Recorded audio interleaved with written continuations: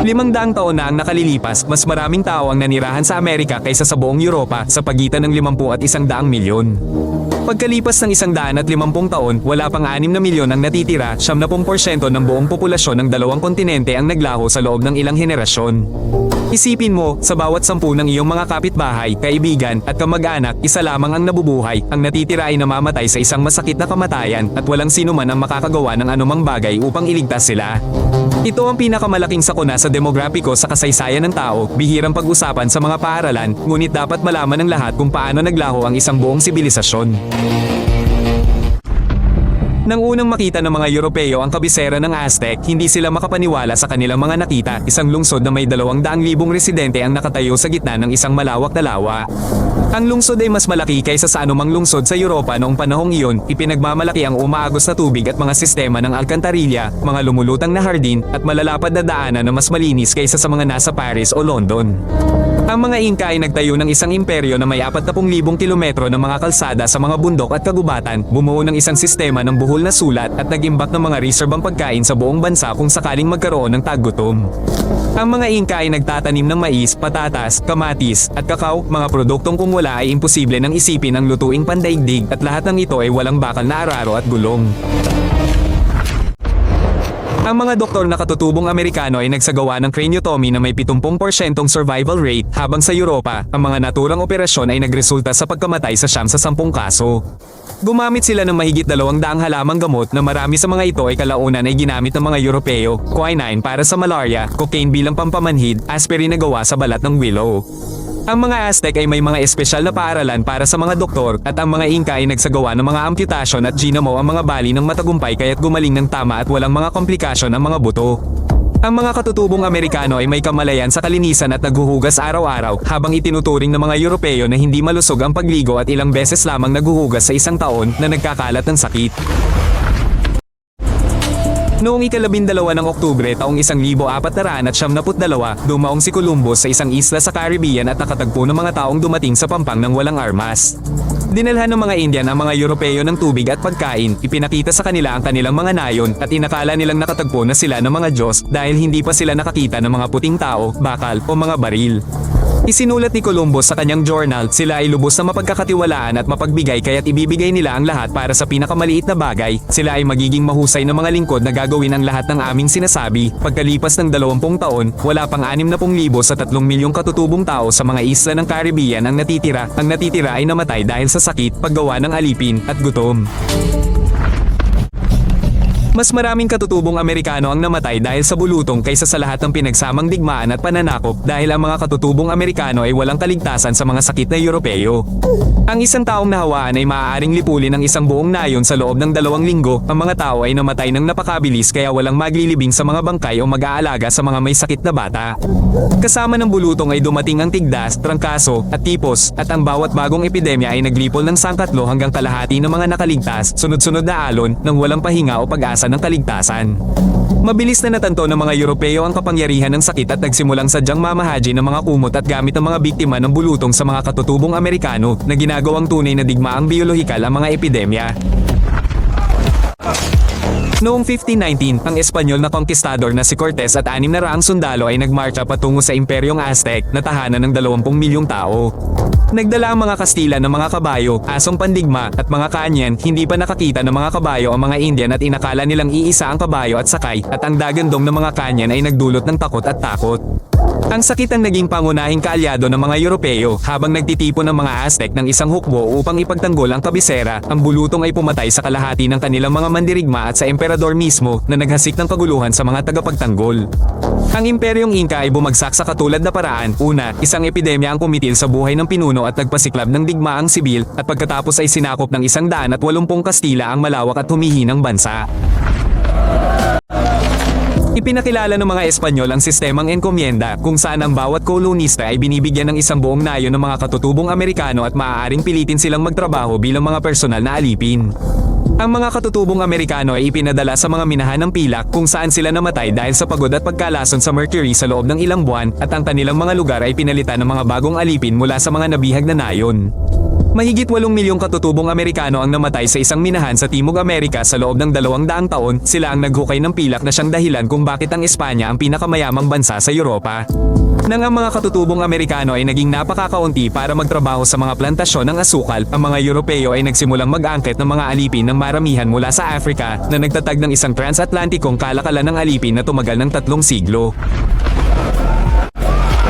Noong 1848, natuklasan ng ginto sa California at sa loob ng 2 taon, 300,000 na mga naghahanap ng kapalaran mula sa buong mundo ang dumagsa roon, sabik na yumaman.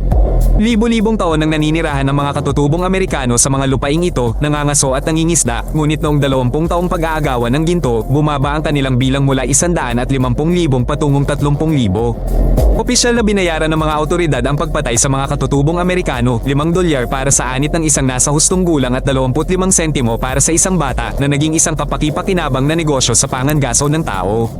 Ang mga lupain ng mga katutubong Amerikano ay idineklarang hindi inaangkin at basta na lamang kinumpiska, buong tribo ang pinalayas mula sa kanilang mga teritoryong ninuno at sino mang sumubok na lumaban ay pinapatay agad ng walang paglilitis. Noong 1830, nilagdaan ng Pangulo ang Removal Act at 15,000 Cherokee Indian ang sapilitang pinalayas mula sa kanilang mga tinubuang bayan sa Timog Silangan. Sila ay pinamarcha sa buong bansa noong taglamig, 1,500 kilometro nang walang mainit na damit o pagkain. Pinagsama-sama sila ng mga sundalo na parang mga baka at hindi man lang sila pinayagang ilibing ang kanilang mga yumaong kamag-anak. Isa sa 4 ang namatay sa daan dahil sa lamig, gutom, at sakit ng mga matatanda, maliliit na bata at mga buntis ay nabuwal sa kalsada at ang caravan ay nagpatuloy na iniiwan ng mga bangkay na nabubulok. Ito ay nakilala bilang Trail of Tears, ngunit hindi nag-iisa ang mga Cherokee, 4 na iba pang pangunahing tribo ang nawalan ng tirahan sa parehong paraan at sa kabuuan, mahigit 15,000 tao ang namatay. Sa simula ng ika-19 na siglo, 60 milyong bison ang naninirahan sa Hilagang Amerika, nangaso ang mga katutubong Amerikano sa kanila sa loob ng maraming siglo, gamit ang kanilang karne, balat, buto, at sungay para mabuhay. Nagpasya ang gobyerno na tuluyang lipulin ang mga kawan ng bison upang pagkaita ng mga Indian ng kanilang tanging pinagkukunan ng pagkain at pilitin silang sumuko. Ito ang opisyal na patakaran ng pagpatay sa lahi sa pamamagitan ng gutom. Ang mga profesional na mangangaso ay pumapatay ng 100 bison sa isang araw, tinatanggal lamang ang mga balat para ibenta at iniiwan ang mga bangkay na mabulok sa mga prairie. Minsan ay binabaril nila mga ito palabas ng mga bintana ng tren para sa esport. Pagsapit ng 1880, wala pang 1,000 bison ang natitira sa 60 milyon at ang mga Indian ay nasa bingit ng gutom, ganap na umaasa sa tulong ng gobyerno. Maraming awtoridad ng estado ang opisyal na nagbabayad ng pabuya sa mga mangangaso para sa pagpatay sa mga Indian na nangangailangan lamang ng isang ebidensya, ang anit ng biktima. Iba-iba ang mga presyo sa bawat estado. Sa ilang estado, ang presyo ay $25 para sa isang lalaking nasa hustong gulang, $10 para sa isang babae, at $5 para sa isang bata. Ang pangangaso ng tao ay naging isang lehitimong pinagkukunan ng kita. Pinatay ng mga mangangaso ng anit ang buong nayon, pinatay ang lahat ng nakikita, walang sino man ang pinatawad kahit ang mga sanggol, dahil ang mga anit ng mga bata ay maaari ring ibenta sa mga awtoridad para sa pera. Ang gawaing ito ay nagpatuloy sa loob ng mga dekada sa buong bansa at maraming tribo ang ganap na nilipol ng mga upahang mamamatay tao na opisyal na binabayaran ng estado. Simula noong huling bahagi ng ika-19 na siglo, sinimulan ng mga awtoridad ang sapilitang pag-alis ng mga batang katutubong Amerikano mula sa kanilang mga pamilya at pagpapadala sa kanila sa mga espesyal na paaralang panuluyan para sa tinatawag na sibilisasyon. Mahigpit na ipinagbabawal sa mga bata ang pagsasalita ng kanilang katutubong wika, pagsusuot ng tradisyonal na damit o pagsasagawa ng relihiyon ng kanilang mga ninuno. Sa bawat paglabag, sila ay brutal na binubugbog, ikinukulong at ginugutom. Isa sa 3 bata ang namatay sa mga paaralang ito dahil sa sakit, patuloy na pambubugbog at gutom. Marami ang inilibing sa mga walang markang libingan mismo sa bakuran ng mga paaralang panuluyan nang hindi nalalaman ng kanilang mga magulang. Ang programa ay nagpatuloy hanggang kalagitnaan ng ika-20 siglo, mahigit 150,000 bata ang dumaan sa mga paaralang ito at karamihan sa kanila ay tuluyang nakalimutan ang kanilang katutubong wika at kultura. Ang mga katutubong Amerikano ay pinagtipon sa mga reserbasyon, mga espesyal na teritoryo sa mga lupain na pinakatigang at walang buhay, kung saan imposible ang pangangaso, pangingisda o pagtatanim. Ang mga taong gumala sa malawak na kalawakan ng kontinente sa loob ng maraming siglo ay nakakulong sa maliliit na bahagi ng disyerto at napilitang maghintay para sa tulong ng gobyerno na huli o hindi dumating. Laganap ang gutom, epidemya, at kawalan ng pag-asa sa mga reserbasyon. Ang mga rate ng pagkamatay ay 3 beses na mas mataas kaysa sa iba pang populasyon ng bansa at ang inaasahang haba ng buhay ay kalahati lamang ang ikli.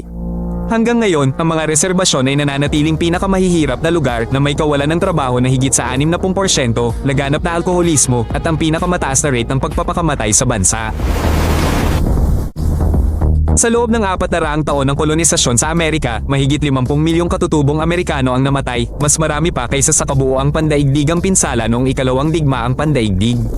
Buong mga tao, daan-daang wika, natatanging kultura, libu-libong taon ang naipon na kaalaman tungkol sa medisina, agrikultura, at astronomiya ang naglaho, lahat ay nabura sa ibabaw ng planeta magpakailanman. Inagaw ng mga Europeo ang mga lupain sa dalawang kontinente at nag-export ng trilyong ginto at pilak na nagkakahalaga ng dolyar ngayon na yumaman mula sa paggawa at pagkamatay ng milyon-milyong alipin. Hindi lamang ito isang malayong alaala, ang mga bunga ng pagpatay ng lahi ng mga katutubong Amerikano ay nakakaapekto pa rin sa modernong mundo, mula sa mga hangganan ng bansa hanggang sa hindi pagkakapantay-pantay ng ekonomiya sa pagitan ng mga kontinente. Sa kasalukuyan, humigit kumulang 6 na milyong katutubong Amerikano ang naninirahan sa parehong Amerika at marami ang aktibong lumalaban upang mapanatili ang kaunting labi ng kanilang kulturang ninuno. Ang ilang mga wika ay literal na binubuhay muli mula sa simula, unti-unting binubuo muli ng mga mahilig ang gramatika mula sa mga lumang recording at tinuturuan ng mga bata na magsalita ng isang wikang halos tuluyang nawala. Hinahangad ng mga aktivistang katutubong Amerikano ang pagbabalik ng mga ninakaw na lupain, kabayaran para sa mga nakaraang krimen, ang karapatan sa ganap na pamamahala sa sarili sa mga reserbasyon, at pagkilala sa makasaysayang katotohanan tungkol sa genocide. Ang kilusan ay nakakakuha ng momentum sa buong mundo, parami ng parami ang mga tao na natututo ng tunay at walang bahid na kasaysayan at hinihiling na ituro ang katotohanan tungkol sa genocide sa mga paaralan. Ang kasaysayan ng pagpatay ng lahi sa mga Indian ay nagpapakita kung gaano kabilis maglaho ang isang buong maunlad na kabihasnan kapag ang ilang mga tao ay nagpapasya na ang iba ay hindi karapat-dapat na manirahan sa kanilang lupain. Ito ay isang aral na ang pag-unlad at kayamanan ng ilang mga tao ay hindi dapat aibe sa pagkamatay at pagdurusa ng iba, at ang pananahimik tungkol sa pagpatay ng lahi ay nagpapadama sa ating lahat ng kasabuat sa mga krimen nito. Sa tuwing nakakalimutan natin ang kakilakilabot na kasaysayang ito o sinusubukang itago ito, minamaliit natin ang alaala ng milyon-milyong namatay at binubuksan ang pinto sa pag-uulit ng mga naturang trahedya. Kung nahanap mo itong kawili-wili, mag-subscribe upang hindi mo makaligtaan ang mga bagong yugto. Pinapanatili naming maikli at diretso ang lahat.